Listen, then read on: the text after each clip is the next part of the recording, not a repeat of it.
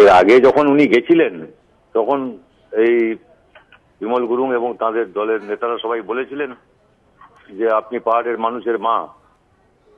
এখন মায়ের কাছে দেখা না করে, মায়ের কাছে কিছু আবদার না করে এখন দিল্লিতে গিয়ে রাস্তায় বসতে হচ্ছে।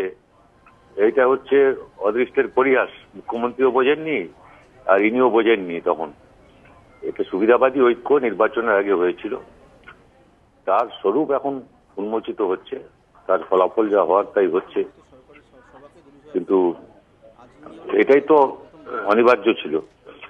তবে ওদের মধ্যে একটা বোঝাপড়া আছে। আমি চাই না যে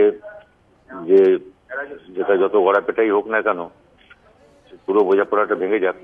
আমরা তো চাই রাজ্যটার ঐক্য এবং অখণ্ডতা, এবং সবচাইতে বড় কথা হচ্ছে রাজ্যের বিভিন্ন সম্প্রদায়ের মানুষের মধ্যে, বিভিন্ন ভাষাভাষী মানুষের মধ্যে, সব রকম মানুষের মধ্যে, জাতিসত্তা নির্বিশেষে তাদের মধ্যে ঐক্য সম্প্রীতি অক্ষুণ্ণ থাকুক।